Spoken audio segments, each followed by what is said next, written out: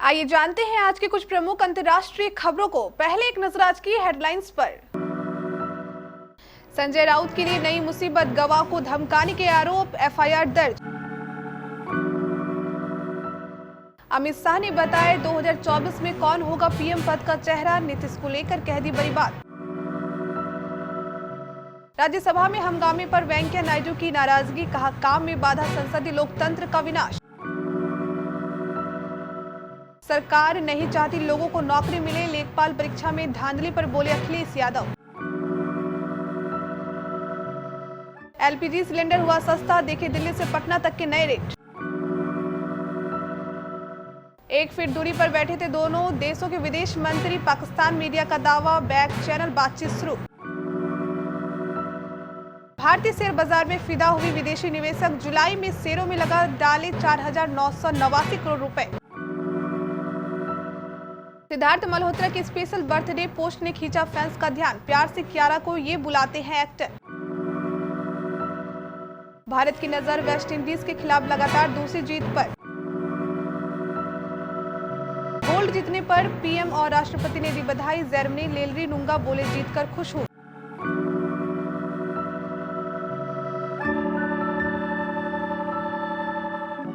शिवसेना नेता संजय राउत की मुश्किलें कम नहीं हो रही है। जमीन घोटाले के मामले में गिरफ्तारी के बीच उनके खिलाफ एफआईआर दर्ज की गई है। खबर है कि उनके खिलाफ यह शिकायत महिला गवाह को धमकाने के आरोप में दर्ज की गई है। ईडी ने रविवार को राउत आवास पर छापेमारी की है, जिसके बाद उन्हें गिरफ्तार कर लिया गया है। एक मीडिया रिपोर्ट के अनुसार कथित तौर पर स्वरपा पाटकर को धमकाने के लिए राउत के खिलाफ धारा 504, 506 और 509 के तहत वाकोला पुलिस स्टेशन में एफआईआर दर्ज की गई है। पाटकर पात्रा चौल जमीन घोटाले मामले में गवाह है।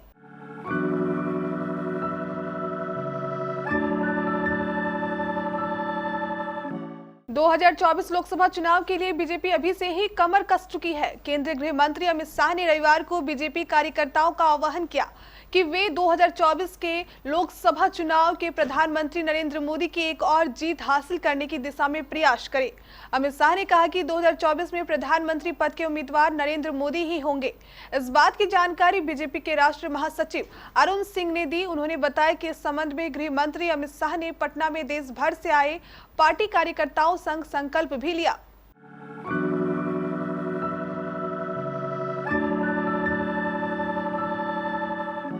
मानसून सत्र के पहले सप्ताह के मुकाबले दूसरे सप्ताह में कामकाज 26.90% से गिरकर 16.49% पर पहुंच गया। राज्यसभा में विभिन्न मुद्दों पर हंगामे के कारण कार्यवाही बार बार बाधित हुई है। हंगामे के कारण 23 सदस्यों को निलंबित भी किया जा चुका है। राज्यसभा के सभापति एम वेंकैया नायडू हंगामे और व्यवधान पर यह कहते हुए अपनी नाखुशी जता चुके हैं कि व्यवधान संसदीय लोकतंत्र का विनाश है।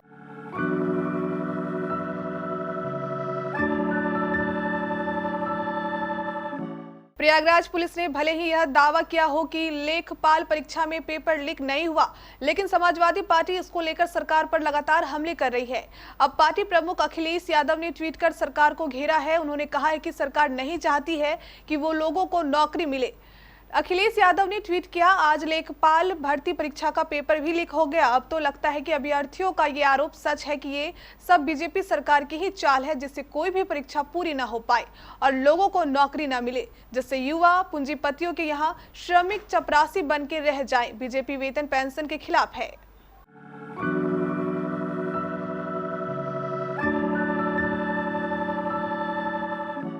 एलपीजी सिलेंडर के नए रेट आज जारी किए गए हैं। आज से एलपीजी सिलेंडर सस्ते हो गए हैं। इंडियन ऑयल द्वारा आज यानी 1 अगस्त को जारी नए रेट के मुताबिक एलपीजी सिलेंडर के दाम में 36 रुपए की कटौती की गई है।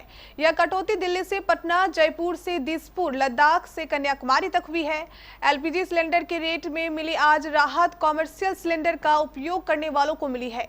आज से दिल्ली में 19 किलो वाला एलपीजी सिलेंडर 2012 रुपये 50 पैसे की जगह 1976 रुपये 50 पैसे में मिलेगा। वहीं कोलकाता में पहले यह 2132 रुपए में मिलता था।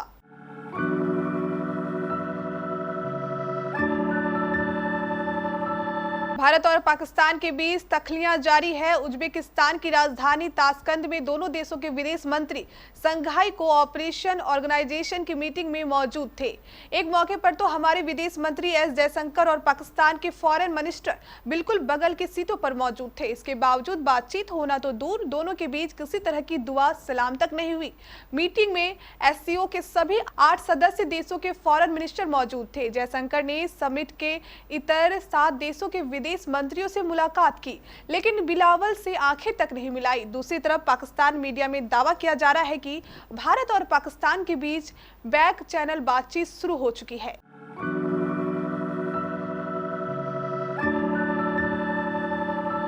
लगातार 9 महीने तक बिकवाली करने के बाद विदेशी पोर्टफोलियो निवेशक भारतीय शेयर बाजारों में लौट आए हैं। जुलाई में एफपीआई ने शेयर बाजारों में करीब 5000 करोड़ रुपए का निवेश किया है। डॉलर इंडेक्स के नरम पड़ने और कंपनियों के बेहतर तिमाही नतीजों के बाद एफपीआई एक बार फिर लीवाल बन गए हैं।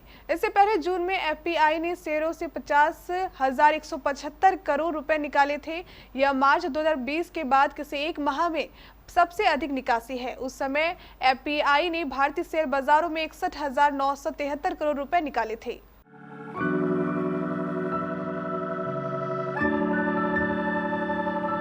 कियारा आडवाणी आज अपना बर्थडे सेलिब्रेट कर रही है। बॉलीवुड के लगभग सभी सेलेब्स भर भर के कियारा को बधाई दे रहे हैं, लेकिन जिस खास इंसान का विश का सबको इंतजार था उसका पोस्ट आखिर आ ही गया।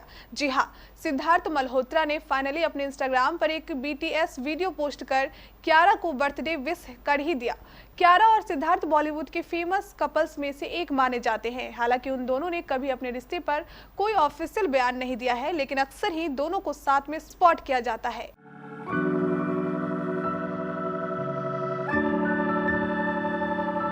भारत और वेस्टइंडीज के बीच 5 टी20 मैचों की सीरीज का दूसरा मुकाबला सोमवार को सेंट किट्स में खेला जाएगा। टीम इंडिया की नजर सीरीज में लगातार दूसरी जीत पर है। उसने 29 जुलाई को त्रिनिदाद में खेले गए पहले मैच में मेजबान टीम को 68 रन से हराया था। भारतीय टीम सेंट किट्स के बेस्ट्रे में पहली बार टी20 मैच खेलेगी। भारत टीम वेस्टइंडीज में अब तक 5 टी20 मैच खेल चुकी है। इस दौरान 3 में जीत और 2 में हार मिली है।